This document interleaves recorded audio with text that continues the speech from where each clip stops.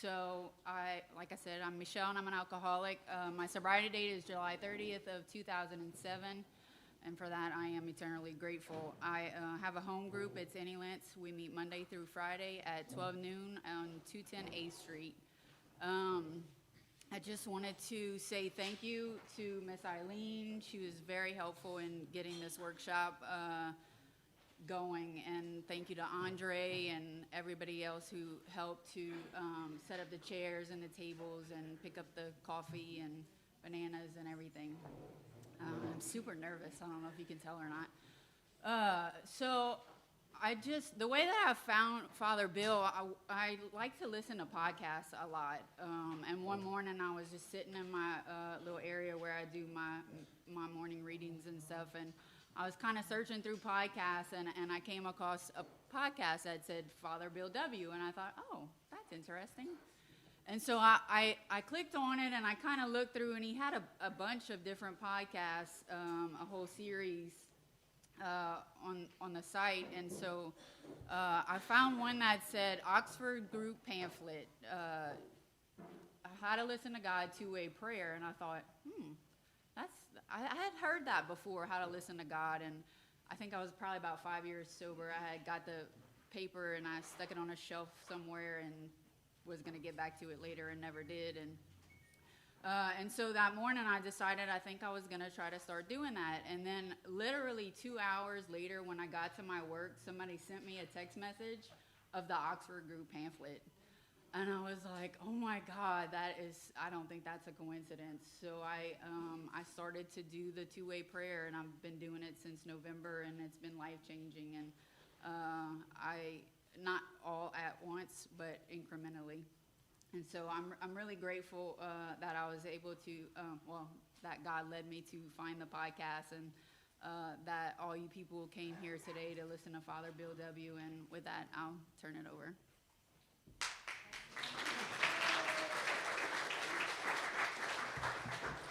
Hi, everybody. My name is Bill, and I'm an alcoholic. By the grace of God, the Fellowship of Alcoholics Anonymous, and a very special friend I want to mention from Louisiana in a moment. But I've had the gift of sobriety since December 27th, 1972. And so for that, I am very, very grateful. And the friend that I wanted to mention was from Louisiana. I had 5 years in Baton Rouge back in the mid-'70s to early '80s at the Baton Rouge General Hospital. I was chief counselor over there, and had a sponsor. His name was Fletcher Johnson, passed away. But Fletcher taught me some really, really wonderful things. I've had some great sponsors along the way, and Fletcher was one of them. And his story, just a brief part that really touched me was he was sober 30-some-odd years at that time. And he had struggled coming into AA. When he came into AA the first time, he had grown up in Oklahoma City, I think it was, somewhere in Oklahoma, and was raised in an orphanage. And in the name of God, some terrible things happened to that man, you know? And so when he came into the program and he saw the God thing, it was, I can't do this. And he was the first one who showed me, he said, what? But I knew I needed it. And what he did was he took the big book, and everywhere it said the word God, he put another O into that word and made good. And so he made a decision to turn his life and his will over to the care of goodness, you know? And boy, try that sometime, because I think that's really what we are about here. This is not a magical how to tune into God so much as it is how do I tune into the goodness that's already present in my life, and how do I begin to listen to that, to get in touch with it. I'm excited to be here, to come back to Louisiana. It's been a while, and I do want to thank the committee, the wonderful, wonderful folks, Andre and Michelle, and of course Eileen, put together a wonderful event. And I hope you really benefit from this thing. I kind of stumbled onto this information, I guess about 24 years ago now, and changed my life. So I just totally changed my life. And my hope is that it may do that for some of you here today as well. So what we're gonna do very we have 3 hours, so this is good. Sometimes I have to pack this thing into 2, and it's tight. 3 is really what it kind of takes. We're going to look first at the origins of two-way prayer. Where did this thing come from? Because I don't want you to think I imported it from California, you know? That'd be a killer in Louisiana, you know? That it really does go back to the roots of Alcoholics Anonymous. So the first part of the workshop, I want to plant this thing in the roots so that you get an understanding of our history and how this thing falls within that. But it got left behind. It got left behind. And then we're going to, in the second half, we're going to look at how to practice it. How do you do this thing? Yes. How do you do it? Because it's simple. A lot of people struggle with prayer and meditation. You know, it's not easy, and this is a simple method. And Dr. Bob said, keep it simple. And so I really feel it's important to get this information out there, particularly if you're not able to get into the lotus position, you know? I really struggle with that. So you don't have to do that. You just have to sit in a chair. Sit in a chair.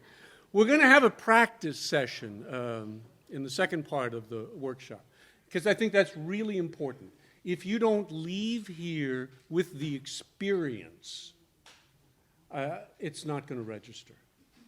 So we are going to take a 5-minute, maybe 7-minute opportunity for you to participate in the two-way prayer, and be real clear when we're getting started. If you have any questions about it, let's make sure everybody's on the same track.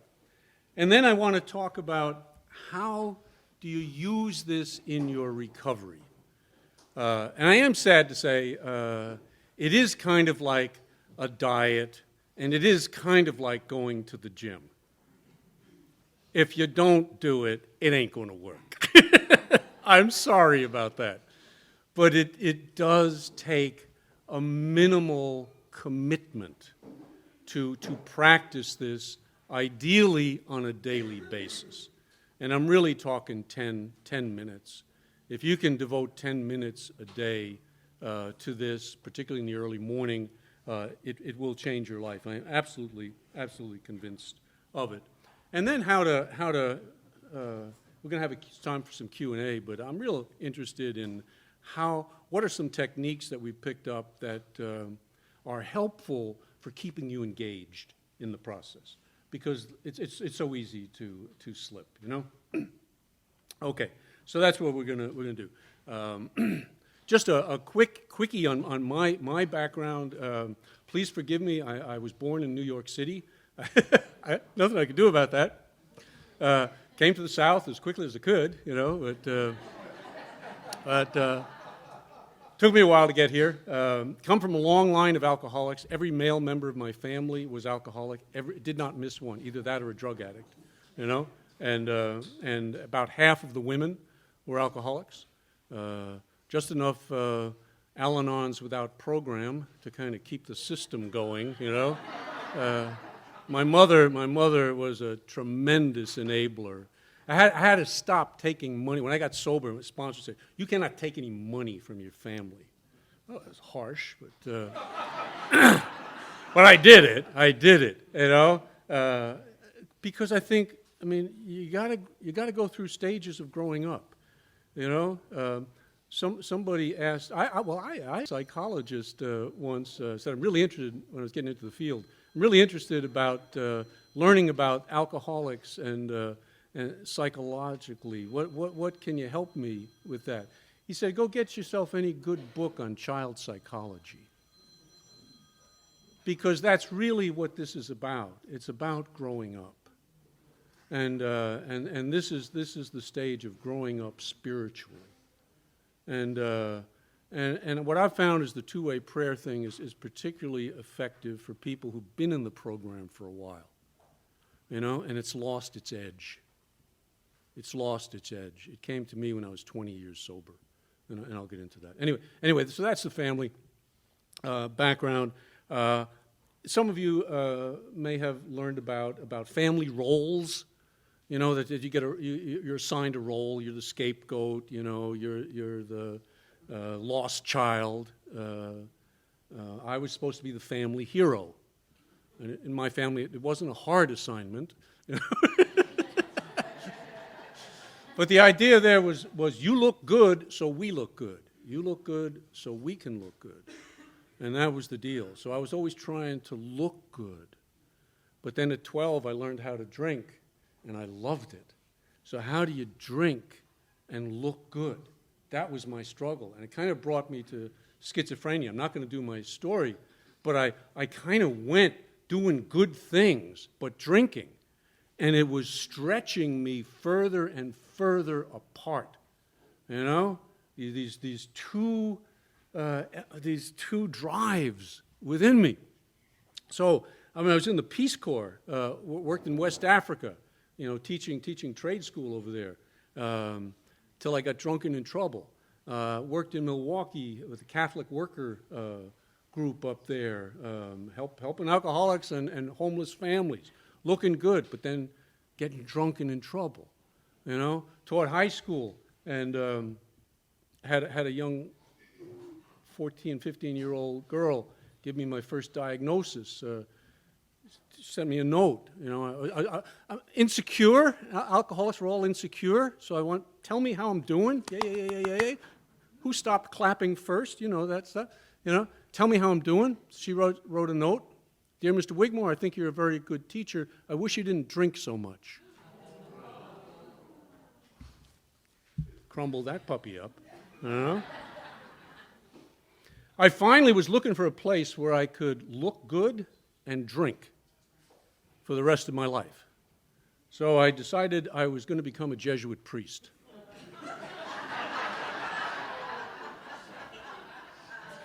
It really wasn't a bad choice, I'm going to have my bottle of scotch, and it's going to be good scotch, and I'm going to look like I'm doing life, but I'm not. See? And I had when I was in the seminary, I had a priest once pulled me aside. I would always kind of line up when they were giving out communion. And in my humility, I would be the last on the line to drink the cup.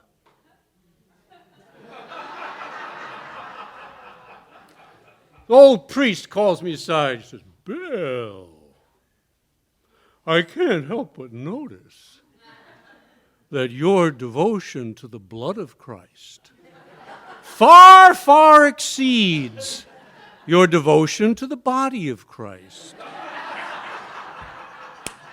Snagged. Drunken in trouble. I hit my bottom down in Cleveland, Ohio in 72. And if any of you are old enough to remember, Cleveland was the place to go if you wanted to hit a bottom. The river was on fire. It was so polluted back there. And I'm drunken in trouble. I'm stealing gallons of wine. I'm bringing them back to the dorm. I'm living in the graduate dorm there, and I'm thinking, it's going to hit the fan soon because I'm doing things. I'm supposed to be preparing to take vows of poverty, chastity, and obedience. I had a shot at poverty.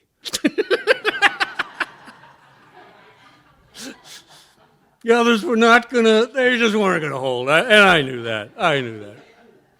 So where do I go next? Well, I had two things I was thinking of. One was to go to Australia and just stay drunk for the rest of my life. The hell with it. I'm just going to that's it. It's over. I can't do this thing. The other was to go to India and join an ashram. Now, if that's not spiritual schizophrenia, boom, boom, boom, boom, I heard a voice. This was the first time I heard what I will refer to in the workshop as the voice. And the voice said something to me. It wasn't an auditory hallucination, but it was as real as can possibly be. And that voice said to me these words. I've never forgotten them. I know exactly where I was when Wilson talks about having a white light experience. This was it wasn't white light, but it was an auditory experience. And here were the words. It says, Bill, you are 27. If those are your choices, there's something wrong with you. Woo. There's something wrong with you. Now, there's a line in the literature that says anytime we're disturbed, Well, I had always kind of done it. It's a spiritual axiom that anytime I'm disturbed, there's something wrong with the people around me. And so I changed the people around me. But now I couldn't change the people around me. It would do no good to change the people around me because the problem was me. And this was, I've studied a lot of psychology and done a lot of therapy and stuff. This was the crack in my ego system. The self that I had put together up to this stage in my life had cracked. It cracked at that moment. And that's a terribly frightening time, but it's a wonderful opportunity. It's a wonderful opportunity. So when people come in those doors, to our meeting rooms, and they have cracked open, it's a wonderful opportunity to reach them. Some of the greatest wisdom in the world can come from those people. Don't let them go on for 20 minutes, but they don't have that much to teach. Some think they do, But if you can learn what the crack is, and where the tears are coming from, man, you're on to something. So that kind of got me started in the way to recovery. I went back to I'd been in treatment once before, and I went to a therapist that I had worked with, and he kind of laughed when I showed up, tears and he's laughing. We've been expecting you, And he sent me on a mission. He said, "Are you willing to go to any length to get sober?" Now, if a therapist or a sponsor asks you that question, you run like hell. Because there's another part to that question that's coming, Are you willing to go to any length to get sober? And I said, yes, I was. And he said, well, listen, you're 27. You're not at a physical bottom. You can probably drink for 10 more years. But you are at a spiritual bottom, and you are at an emotional bottom. And you ain't going to make 10 years. And so what we need to do is to raise your bottom. And I really believe in this. Bottom is a movable feast. It ain't how far down you've gone. It's have you gone down far enough for it to register that you need more than yourself, that you need more than your own ego. Are you willing to learn? Are you teachable? That's what bottom is.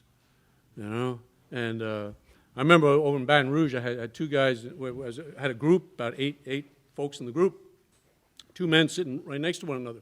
One was there because he had killed 4 people in a DWI. He was the driver, killed a family of 4, 2 young kids.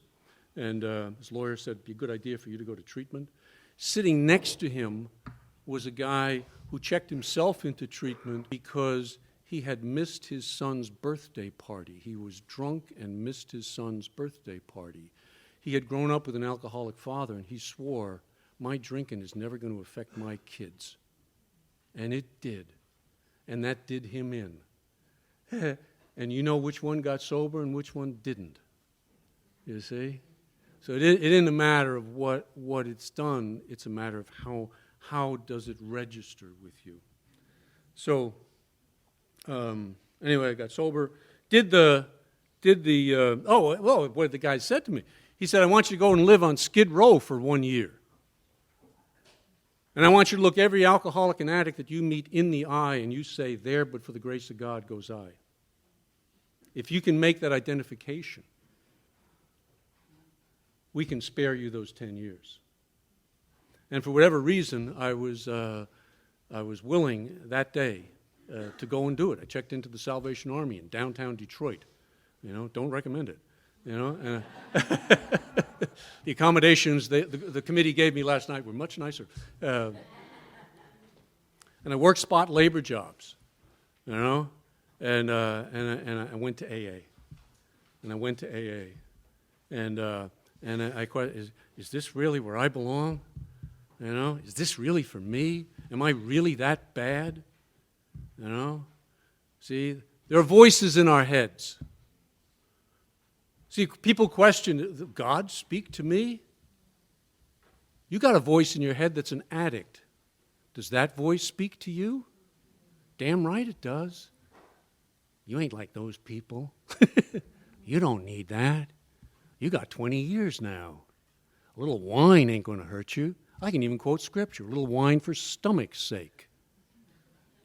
Right out of the Bible. Jesus.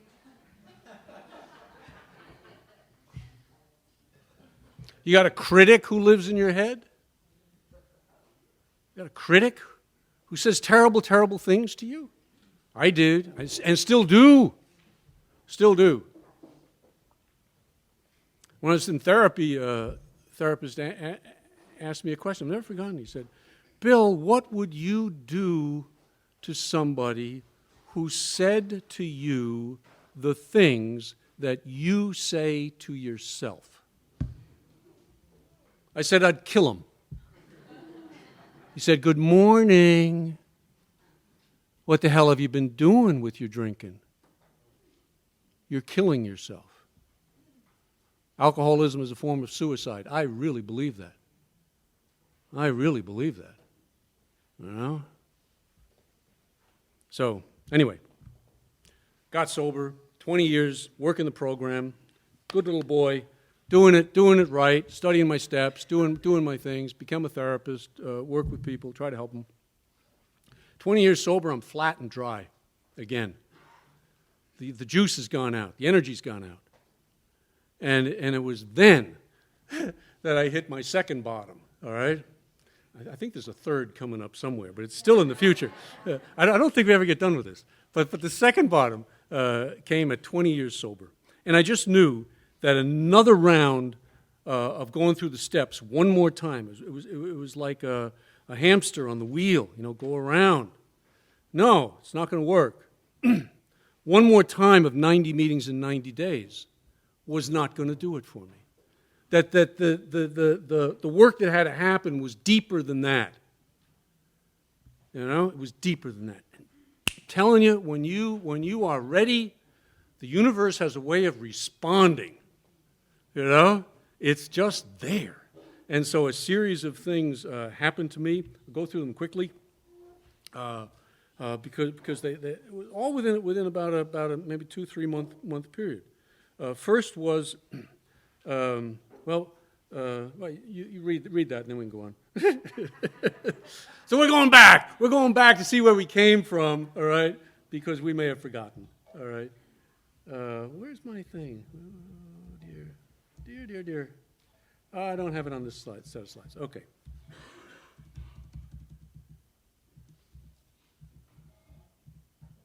I'm going to tell you a story. It's called the 5 M's. I went out to West Texas, and I told a guy who was in AA longer than I was, and I said, I'm just flat. I'm going to meetings, but I'm not getting it. There's something wrong.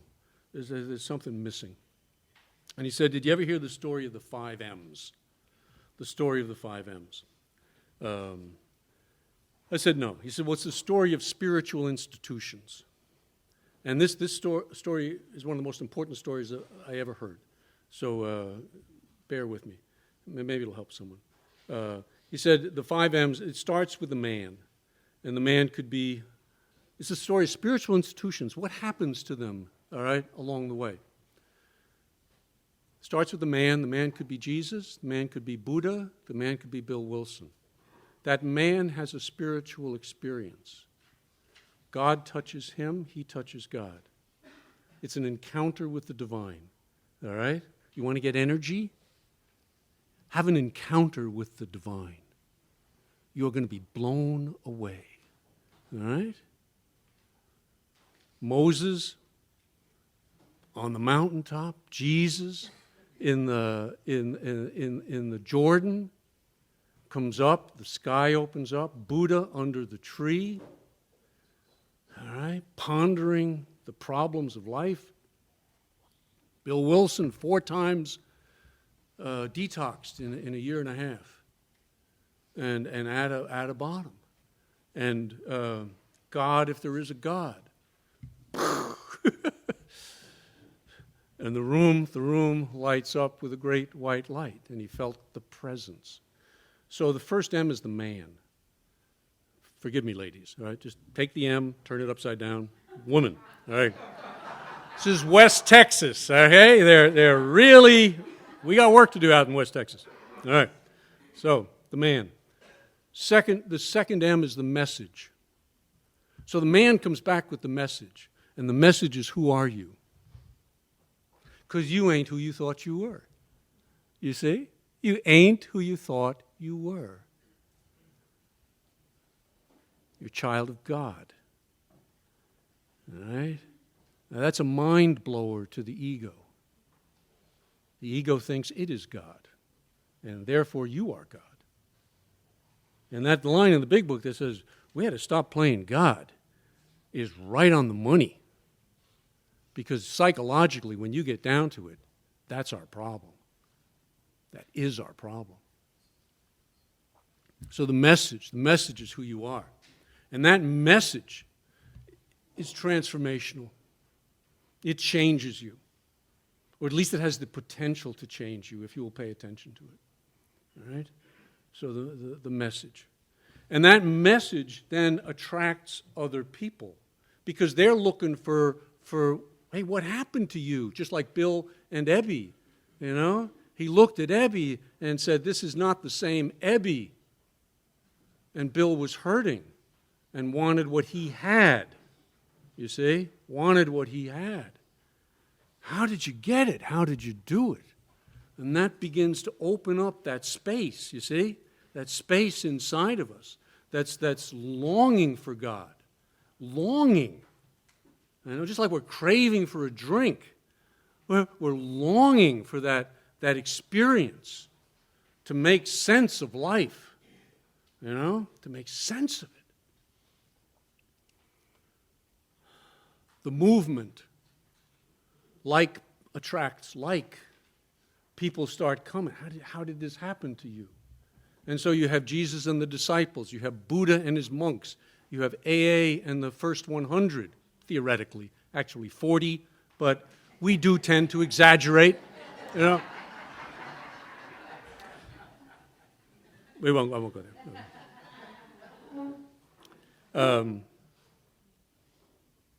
The movement, the early days. There's nothing like the early days. That's why I think going back to what was happening in the early days is so important. That perhaps there's a flame there that we need to blow on to kind of get it up again, you know, because we're losing it. I think we're losing it. I was losing it. I guess I don't speak for myself. I was losing it. I mean, I find pockets of heat all over the country, but I also find in the next phase, so the man, the message, the movement. Now the 4th M is when we organize the thing. We're going to organize this thing. We're going to bring in the attorneys, all right? We're going to bring in the secretaries. We're going to organize this, all right?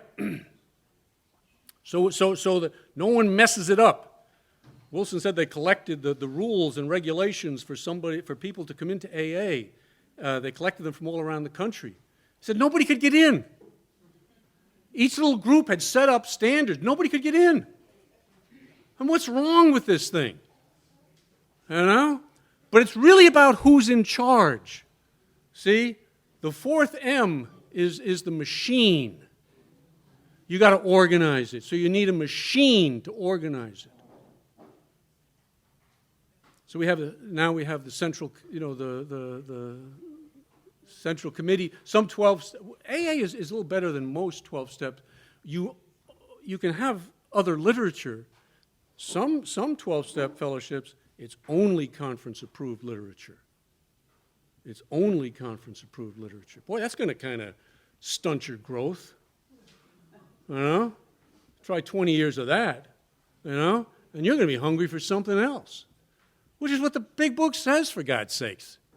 Go out there and learn from other people. Go look at Dr. Bob's library and see how many books he had on spirituality. You know? He was constantly learning and growing and changing. So the machine. In the church, we had the machine. Somebody gets to be the bishop with a big pointy hat, you know, and a big stick. And if you get out of line, I'm going to nab you. I'm in charge. AA, we got a machine. Flash forward 200 years, we're at a world conference. And I swear it's going to happen. You know, somebody's going to hold up the sacred coffee pot.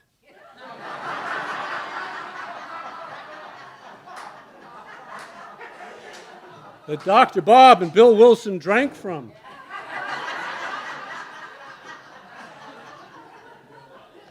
If you're new and you can't get the come up and rub it.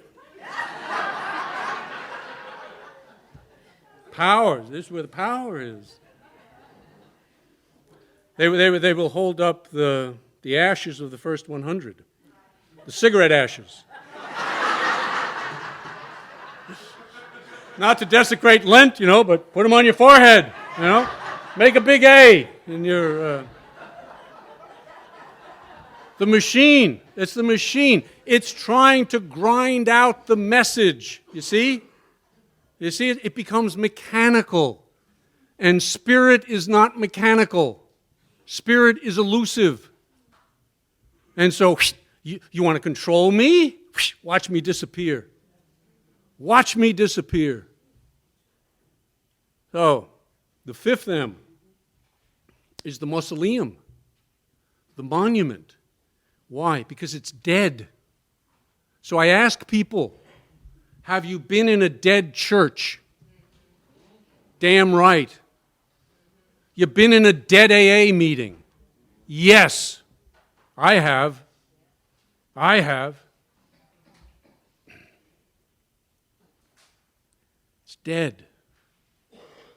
So I think if we don't go back, see, when an organization dies or is dying or becoming too mechanical.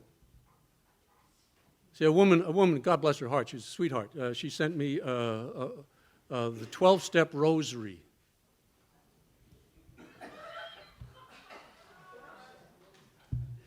The 12-step, honestly, beads, little AA thing at the bottom. We now have our rosary. It's the machine. It's the machine. Instead of you growing and you changing and you becoming everything that God wants you to be. Boom! You get in touch with that and you are on fire. See? That's the fire. That's the fire. So, very shortly after that, I was up in Tennessee, and I went to a meeting, a 5 o'clock meeting, and a woman was there running the meeting. I got there a little early. She said, we're going to start at 5. Just be quiet, huh?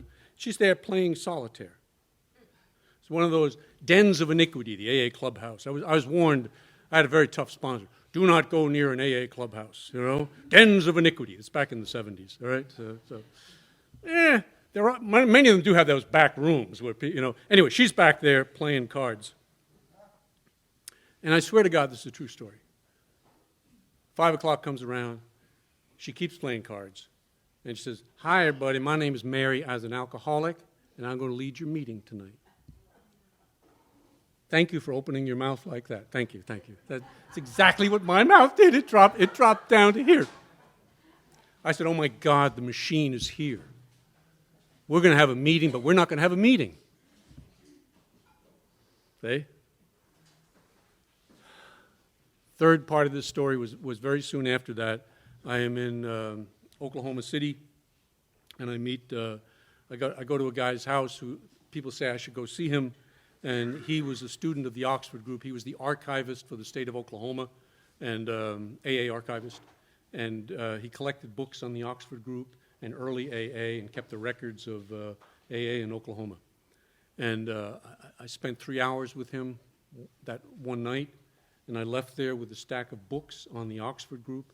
He told me the story of the Oxford group, and what he really did was he told me the steps before there were steps. You see, before they had been organized so neatly, there was a process. And by understanding the process, I was able to grasp at a different level what the meaning of them was. You see? And where am I going with that? I don't know. 74, it's coming, baby. Oh, I remember it. It was like a preacher sometime will say, "Well, if you want to understand this gospel, you have to hear it in the Greek." I don't speak any Greek, don't read Greek. But they all say that. I don't know why. You got to get it in the original. So when I read the Oxford group literature, I got the original.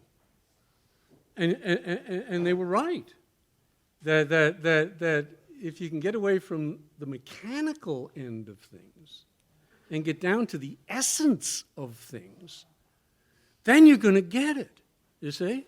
Then you're going to get it. So that's the reason for going back to things. So we got to do some history, and we'll go through it somewhat quickly. Starts with Roland Hazard, alcoholic from Rhode Island, wealthy man, been in treatment any number of times and not getting it. Family finally ships him over to Switzerland. He tried to get in to see Freud because he was an egotistical alcoholic and he wanted only the best. You know, I think Freud was doing a little cocaine at the time, so not taking patients. Cancel my schedule for 3 months, you know. and so he gets to Jung. Thank God. Thank God he went to see Carl Jung, who was a believer in spirituality. Goes to Jung, stays with Jung for a while, gets his therapy, feeling good.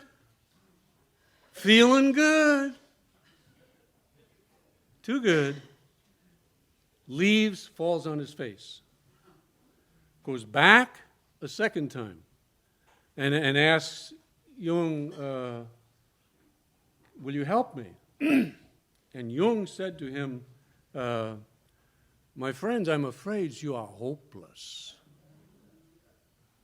There's another handout I should have given you, but I took every listing of the word hopeless in the big book and some other of the early literature.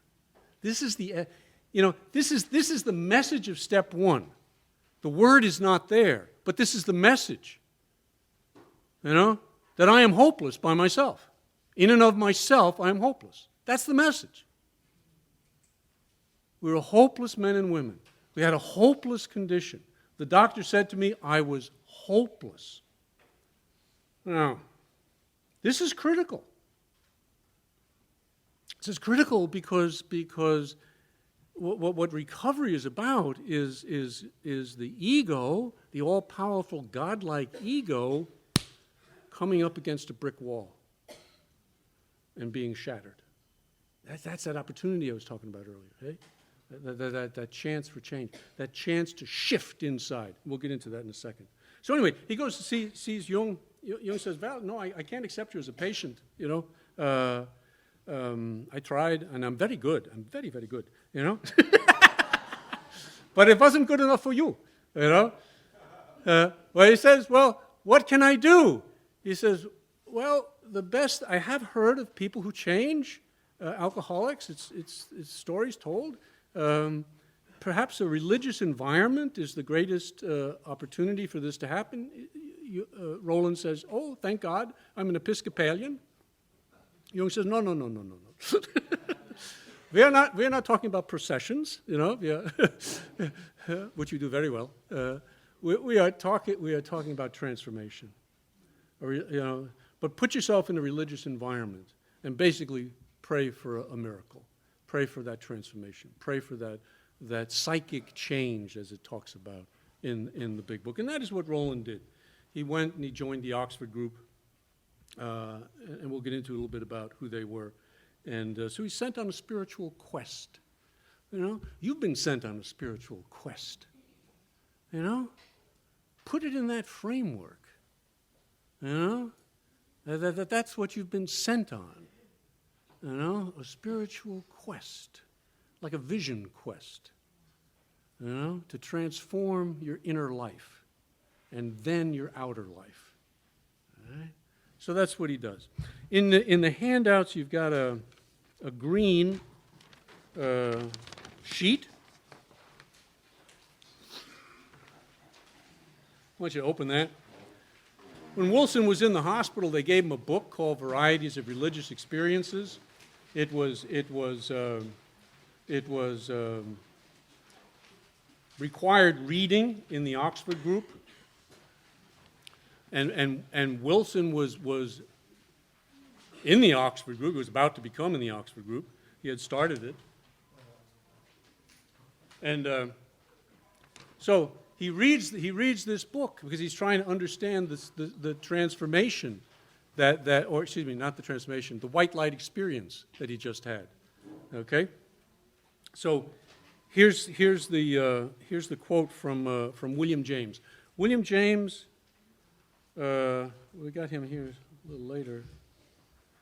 Father of American psychology, writes this book. Wilson's reading it, and it's a series of conversion experiences, about 50 conversion experiences, and some of them are alcoholics. All right, towards the end of the book, he's got some chapters on that.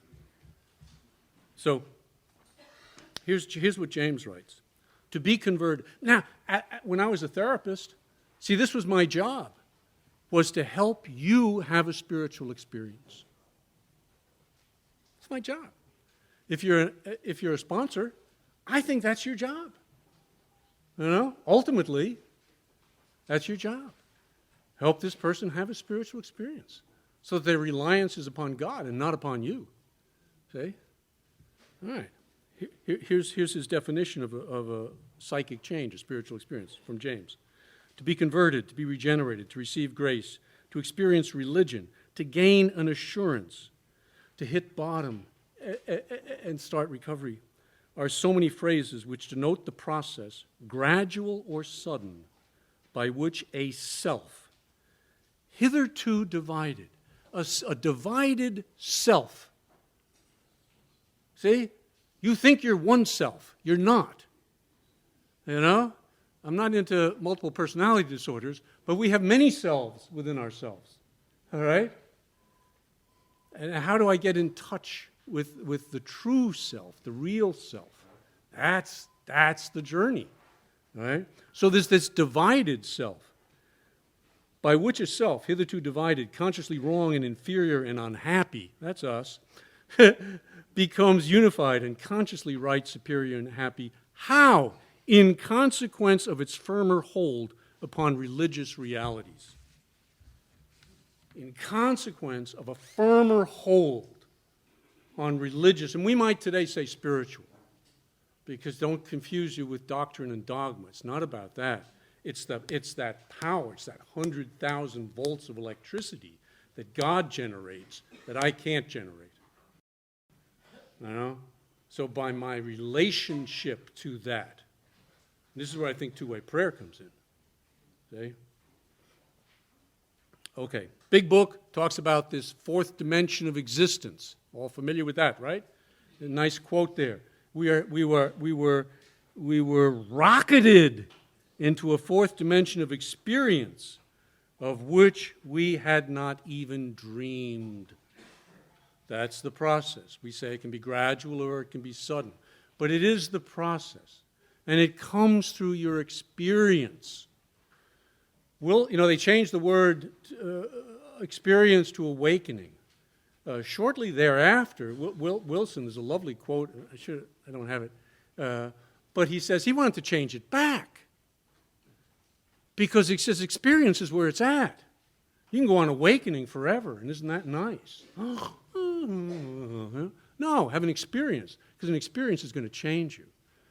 But he went to AA and he tried to get him to change it. And he said, and this is a quote, basically said, we cannot change the Holy Writ. It's been, go away. Go away. Experience. I want you to have an experience of God. You can't deny an experience. And it has to be your own experience, which you can't put into words, but you can have. See?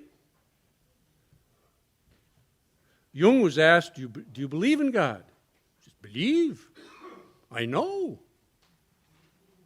How do you know? From experience. It's the only way you're going to know is through an experience. I stumbled upon, I love this guy, Robert Johnson. I encourage you to get some of his books because he kind of takes Jung and breaks him down. But I'm interested in psychic changes. How do you bring these about? And so it's really helpful in understanding what this... Sometimes I think if you hear it in different language, looks like the Greek deal, you'll understand it better. So listen, this is AA. This is AA in psychological terms, spoken by a psychologist, all right? How do you move from this third dimension, physical existence, to this fourth dimension? How do you do that journey? Well, here's the bad news. Johnson writes, for most people, the transition from three-dimensional to four-dimensional consciousness is exceedingly painful. Did it hurt like hell? Good. Good. Most of the work is already done. Can you benefit from it now is the question. It's exceedingly painful. The process can be summed up in, medieval Christianity called it the dark night of the soul. Dante called it the journey through hell. It was 40 days and 40 nights in the desert for Jesus. It was a journey into the belly of the fish for many a hero. You are on a hero's journey. Just like Homer's Odyssey. That's the journey. And if you can couch it in that language, oh, damn, I got to go to another meeting again. No. No. No. I got to do whatever I got to do to hang on to this this electrical current that's running through me. For a modern man, it is midlife crisis, or worse, a nervous breakdown, or still worse, physical suicide. You be in the rooms a while. Joe went and blew his brains out last night. He was 20 years sober. What was it that was happening in Joe that he didn't find? You know? Because it ain't just not drinking. That's a start. It's a necessary start. But if that's all you're offering, I'm sorry, I got to go elsewhere. Because I got to find what's eating away at me inside. And what that is a disordered connection with God. That's what it is. Trying to be what I can never be. Trying to control what I can never control. You know? Physical suicide. The process can be one sentence. I love this sentence. It is the relocating of the center of the personality. The center of the personality. From the ego to a center greater than oneself. I am not self-centered. I am God-centered. What would you have me do? How would you have me help? See, that's a different relationship. You understand that? It's a very different relationship.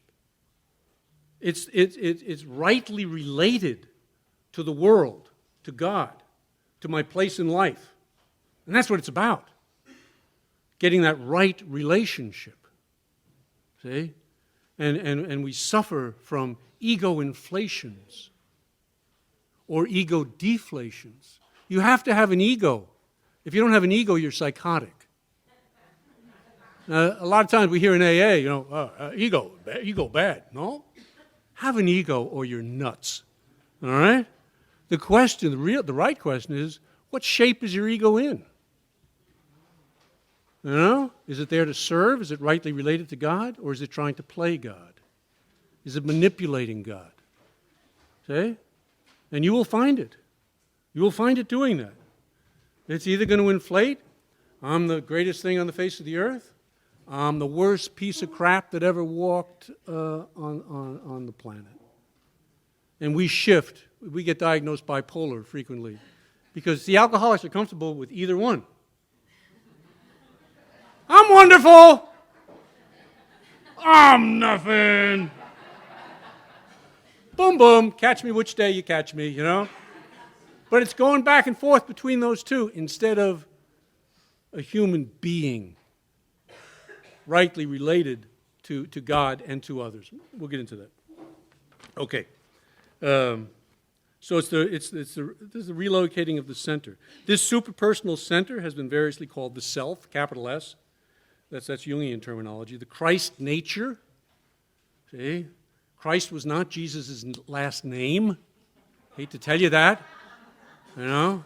His mother wasn't Mary Christ and Joseph Christ, you know? He was Jesus the Christ.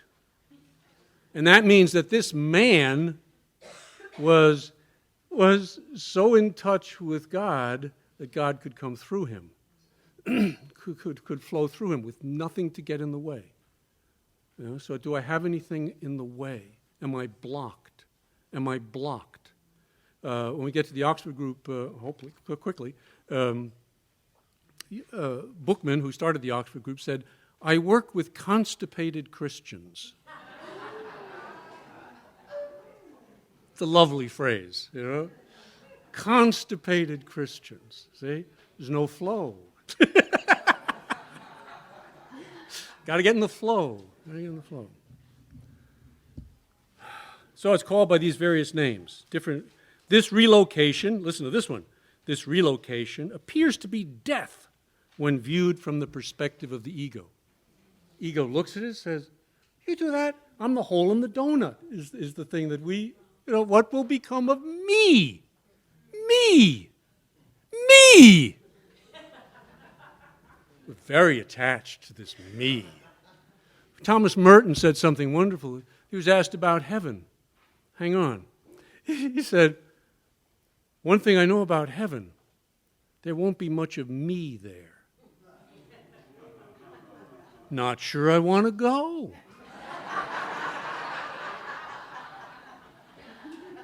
I mean, the depth of this ego hold is unfreaking believable. All right? So it can be viewed as death by the ego, total disaster, and death it is. The ego loses its supremacy and goes through a short time of violent suffering. See, there's a place for suffering. Is it meaningful suffering or is it meaningless suffering? That's the question. If it's meaningful suffering, it can be helpful. It can be helpful as you let go, as you let go. More and more you let go. And life seems to be designed that way, doesn't it? You know, it's two phases. You become a self in the first half of life. You build up a self. You're really wonderful. You get good grades on your report card. You come home, atta boy, atta girl, way to go, star on your forehead.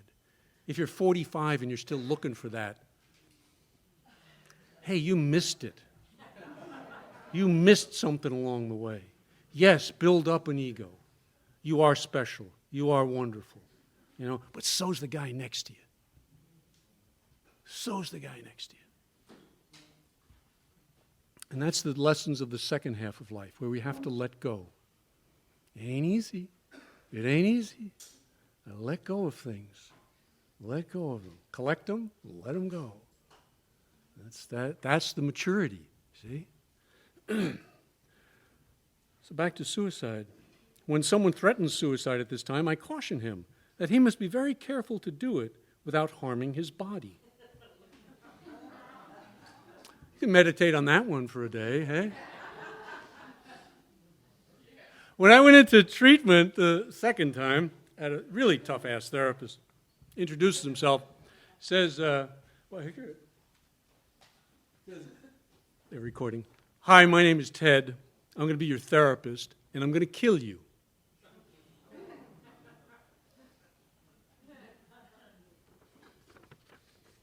His job as my therapist was to do what?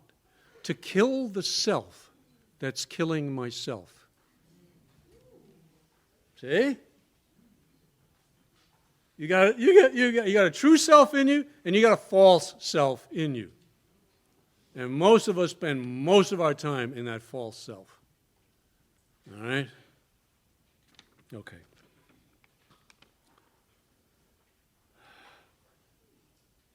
It's a form of suicide. Oh, this is a real. The relocation of the sender is a form of suicide, and it's best done by the ego. Well, there's a hell of a deal. We must cooperate in our own demise. You can't do it without the ego. The ego must cooperate. And we'll get to that in the two-way prayer, because I think that's exactly what happens. The ego steps aside for a moment and allows God to come through. When you go to a meeting, I think that's what happens. You go to a meeting and you sit there, and hopefully God comes through. And your ego, at least for an hour, is parked. Thank God it's parked. You know? When the dark night begins to lift, one morning there is an unaccountable touch of joy in the air. This is the first contact with the four-dimensional consciousness, and one can begin to live from that source of energy. You get in touch with the God life, you know, the great reality within, and you're starting to come from that place. You're starting to come from that place. See? Am I making sense? Okay, yes. Something of the subtle inner world becomes your center of gravity. Listen to this: poetry, music, a new perceptiveness when you are jogging. You're in touch with that energy. You're breathing differently. The self is rightly related, and now God can come through. All right?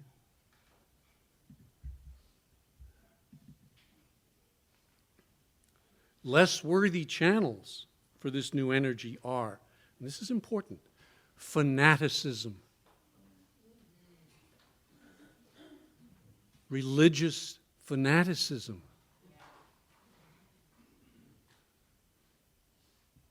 We know.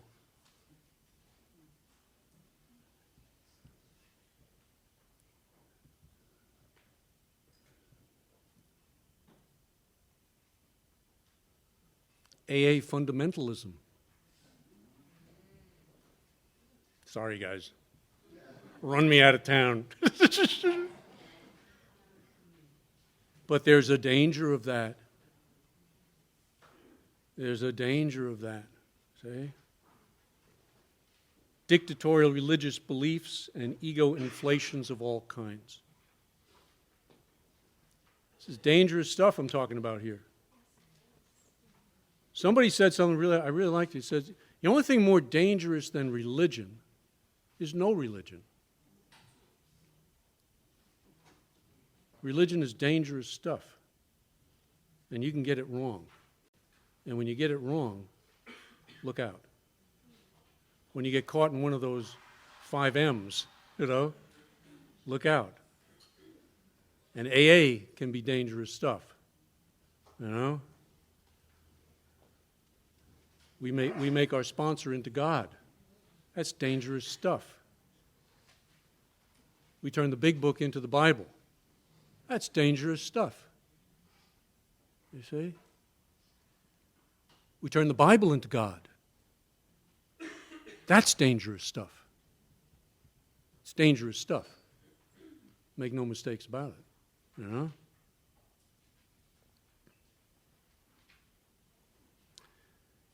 I love this. If the energy flows into such channels, you are quickly sent back for further boiling in the oil of transformation.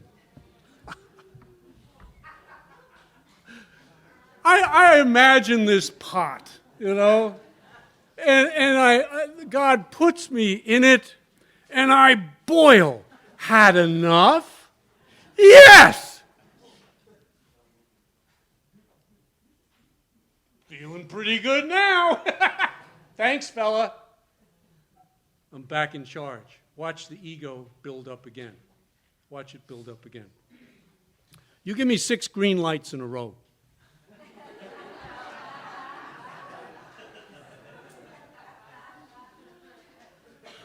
You finally realized who's behind the wheel here.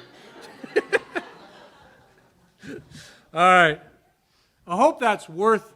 Because I think it's a you know, we got away from the history, but I think it's what's underneath the history. So that's why I think it's important to go visit that stuff. All right. Why isn't this working?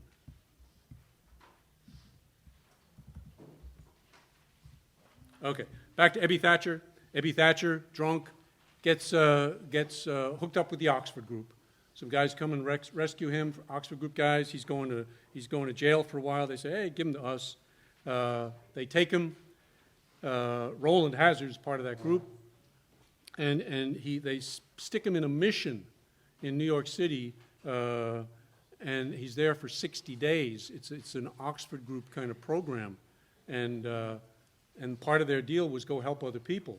So when it's time to go help, he remembers an alcoholic friend of his, Bill Wilson. I won't go into Wilson, you know his stuff, but he's declared hopeless by the doctor. Again, key point. Has his white light experience. Ebby comes and carries the message to him. Research says it wasn't at his kitchen table. Wilson had a way of remembering things that were kind of dramatic, you know. It was actually, he came to dinner, you know. Lois remembered, and Ebby tells it in his story, but what are you going to do?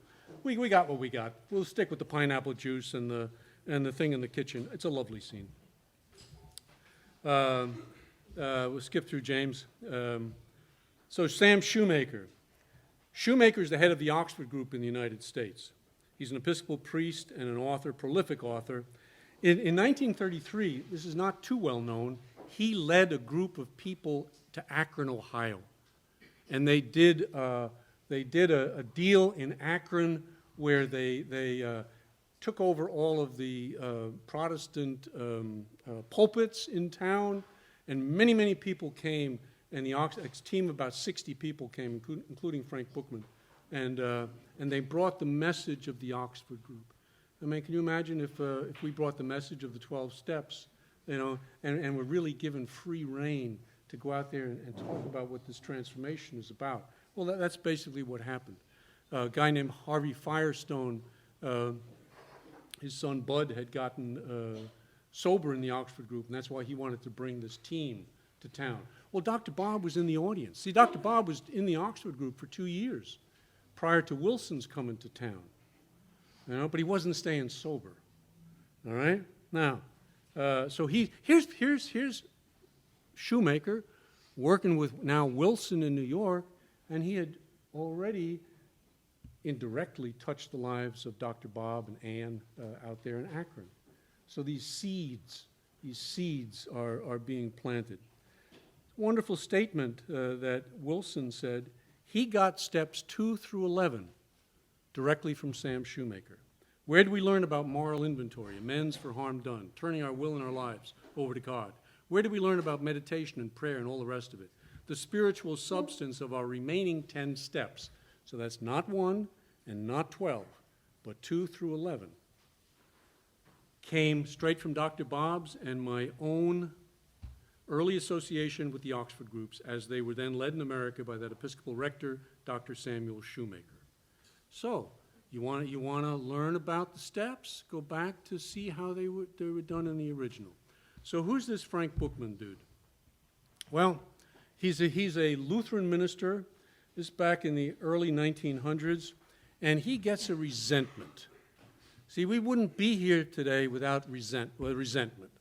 So the whole thing started with, I hate you, and I'm going to kill you. You know, it's good. Has resentment towards the board of directors. He's running a home for young guys in Philadelphia, and the board of directors come and they say, Frank, you're spending too much money feeding these guys. We want you to cut down on your food budget. Frank has an ego. Frank tells them where they can go, all right? And he quits. Then he goes over to a conference he was scheduled to attend in England, and he has a spiritual awakening. He says a woman gave a lecture, a talk, a sermon on the power of the cross. And he said she didn't say anything new that I hadn't heard 100 times before. But for some reason that day it got through to me. You ever had that experience? Oh, you heard it. You read it in the big book, or someone says it. Boom, I get it. You know, I get it. Oh, I didn't get it until then. So he gets it, and he sees his wrong in it. That these 6 guys on the board, he was angrier than hell towards them, but he was the 7th wrong man. Very important. What's my role in this? You see? And he goes and he writes a letter of amends to each of the 6 guys on the board. And as he does it, he feels that wall, opening up in his heart, and the power of God able to come through. Don't you do that when you do something that's selfless? See? There was an AA meeting the other day. The guys were talking about what are some things that you do. It's okay to talk about them now that nobody knows about. See, when nobody knows about those things and you're doing them, that's where you're meeting your ego. I want you to know. No. If they know, it doesn't count. See? It doesn't count. That's when you really start to meet yourself. Anyway, has this experience.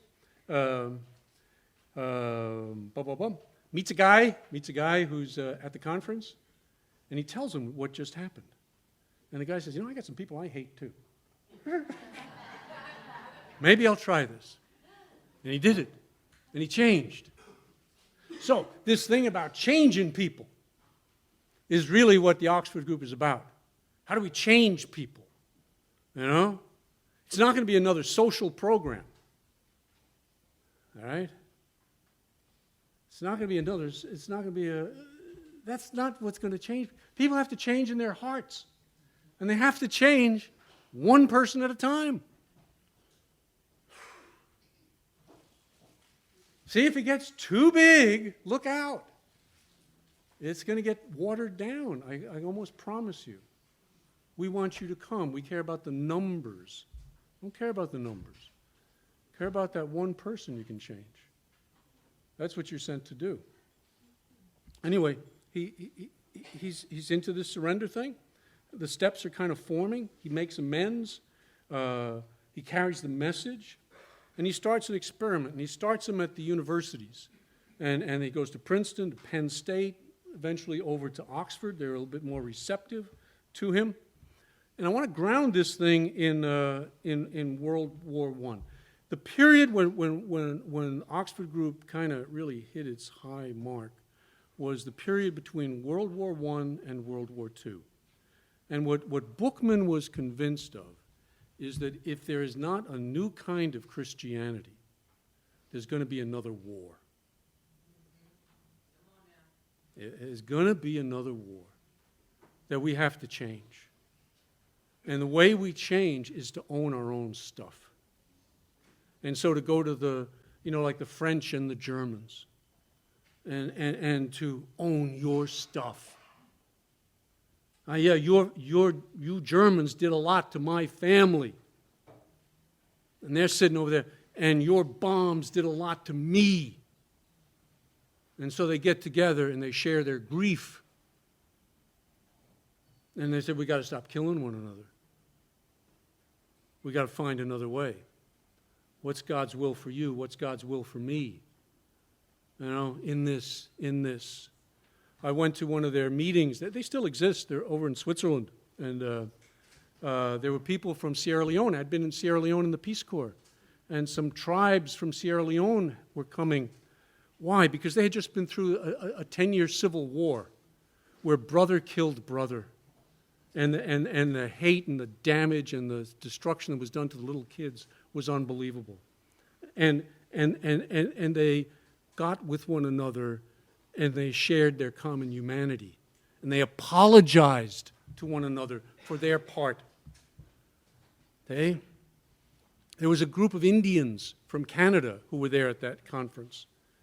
And they said the Prime Minister of Canada had, after 150, 200 years, finally apologized to the indigenous people of Canada for all of the things that had been done to them. And they wept. They wept.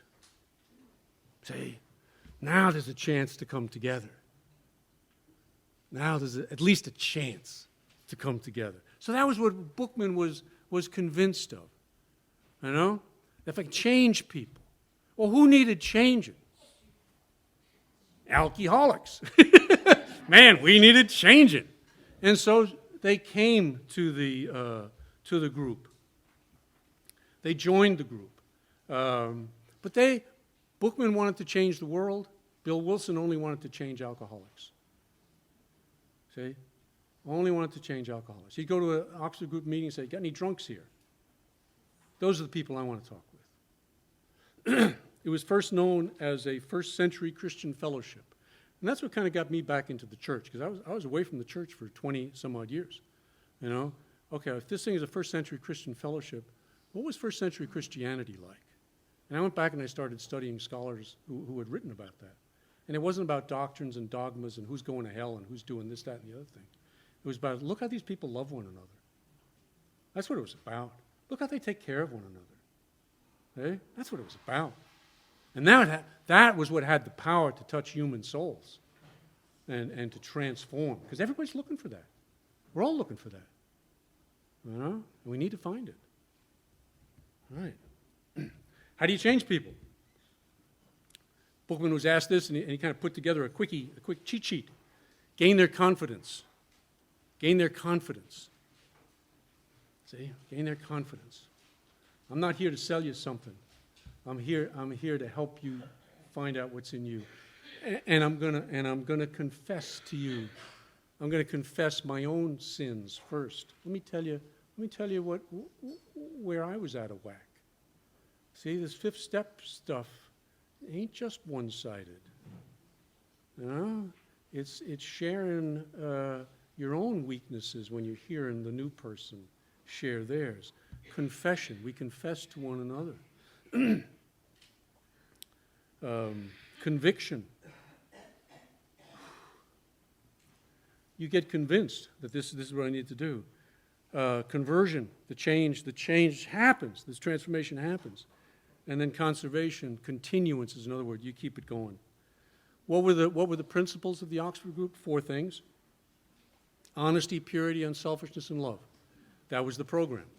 Dr. Bob said that's what they're in the sheets. Don't worry about it. In the handouts, the blue sheet. That's what we had. We had the 4 absolutes, and they would practice being honest, pure, unselfish, and loving. You know, when you come in, were you those things? I wasn't. And that's the deal. If you go to Cleveland, you'll still see them, the 4 absolutes. You'll hear people say it's not a part of the program, but I tell you this, I did find this in my little research. Bill Wilson was asked, well, where'd you put the 4 absolutes? Since they're part of the Oxford Group program, where'd you put them in your 12 steps? He said, I put them in steps 6 and 7. You want to know why they're the shortest things in the big book, 2 paragraphs? He didn't want to go into great depths in that. All right? So he wanted to kind of encapsulate that into 6 and 7. And I think it does it beautifully. I think it does it beautifully. You know? And is it, well, you know, is progress not perfection? You go read steps 6 and 7 in the 12 and 12, and you come away with that description. I don't think you can. It is we shoot for perfection, and we settle for progress. Now, you know what shooting for perfection and settling for progress does? It keeps you humble. I've been working, the 4 absolutes for a number of years. I've never gotten through a whole day perfectly. Have not. But that's where the work comes then. See? You take your inventory and you go after it and take it to God. Hey, screwed up again. I never had Jesus yell at me. Ever. 27, 8 years doing this. Never did he yell at me. Always, are you ready now? Did you learn something from that? All right. If you've been to Akron, you see the tombstone with Dr. Bob, and I don't know if you can see it on there, but right here, honesty, purity, unselfishness, and love. He got buried with them. And he said in one of his last major talks to AA, he said, that's all we had with the absolutes, and I still find them helpful. So you'll find people who want to push them out. They're not a part of AA. But you know what? They can be a part of your program. If you want 4 things to kind of keep track of how you're doing. Was I honest today? Was I pure? Purity of body, purity of mind, purity of the heart, purity of spirit. Was I sexual purity? How are I doing with that? You start getting close to people's food and their sex life. Ooh, Jesus. You do your thing, I'll do my thing, AA separated New York first because Wilson didn't really like the Oxford group. Dr. Bob and the Akron people liked it a lot and were much more entrenched in it and were not anxious to leave it, but they agreed to do so. Why? A couple of reasons. One, it was viewed as a Protestant organization, and the Catholic Church was getting ready to come down and say, no, if you're a Catholic, you cannot belong to the Oxford group. So there was that movement. So there's a good reason to pull away. It had gotten some very bad publicity that last year, and really never recovered from that. And AA learned some things from that. So anyway, they pulled apart. But I think there were some real differences between the New York program and the AA program, and the Akron program. I put those in the blue sheet. In Akron, I think it was much more spiritual. In New York, it was much more psychological and fellowship-wise. It was go to meetings. In Akron, it was clean house, trust God. Much more spiritual. Interestingly enough, there were more recoveries in Akron than there were in New York. My God, look at the difference in population. But when they were writing the big book, most of those stories were coming from Akron. So some things were left behind that needed to be left behind. Some things were left behind that shouldn't have been left behind. One of those is two-way prayer. And all right, give me 5 more seconds. 2 minutes. I'll lie. Tell the truth. Things were left behind that shouldn't have been left behind. One of those is two-way prayer. And all right, give me 5 more seconds. 2 minutes. I'll lie. Tell the truth. Tell the truth. I'm interested in simplicity, all right? So in reading my Oxford group stuff and knowing the 12 steps world like I do, I kind of came up with 3 words, and I see it in the literature. Nobody ever puts it exactly this way. But if you want to boil down the 12 steps into 3 words, you can do it. I think it's in your blue sheet. First, connection. We are disconnected You and I we were in a primary relationship with alcohol to the exclusion of the world, to the exclusion of God, to the exclusion of our true selves. Boom, we're locked in. So we got to connect to that power outside of ourselves. 1, 2, 3. Dr. Bob, here's step 2 in 30 seconds. I wasted years on this thing. Years. I tried to figure out God. After all, I was studying to be a Jesuit. I thought that was our job, you know? No. Dr. Bob used to get a guy in the hospital. He'd ask him 2 questions. Is it possible there could be a God? Is it possible? This is step 2. Became step 2. If it's possible, if you can say yes, then is it possible God could do for you what you can't do for yourself? Yes. Step 2 is done. Waste no more time on it. There's nothing in the Oxford Group literature that says we have to have an understanding of God. If you think you can understand God, you're very sick. Very sick. And dangerous. All right? If there's one change I would make, it would be God as we don't understand God. That's much closer to the truth. Anyway, so you connect. God help me. Then you get them down on their knees, and they would surrender. They would surrender. You know, in their own words. I do this with hundreds of people. I ask them not to do the 3rd step surrender prayer because I think that's part of the machine. Come from your heart. I did this with a Mexican-American guy several years ago. It was beautiful. He's in tears. He said, I should do the 3rd, we're down on our knees. Should I do the 3rd step prayer? I said, no, just from your heart. He says, Jesus, I really fucked up my life. Please help me. Beautiful! Beautiful! One of the best 3rd step prayers I've ever heard. You know? It'll never make it on a medallion, but... All right. 4, 5, 6, 7, 8, 9, clean up your act. Correction. If you've turned your life over to God, what are the changes you need to make? So I'm not going to go through those for time's sake. 4, 5, 6, 7, 8, 9. It's all about correction. It's all about changing.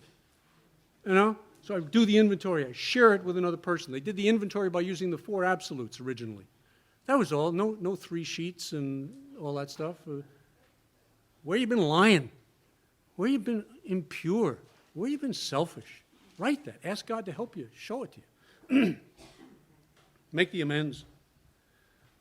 And this is what we're going to do the next half of the deal, is direction, 10, 11, and 12. 10, 11, 12. That's where you live. That's where I live. You know? I tell people, the only steps I work today are 10, 11, and 12.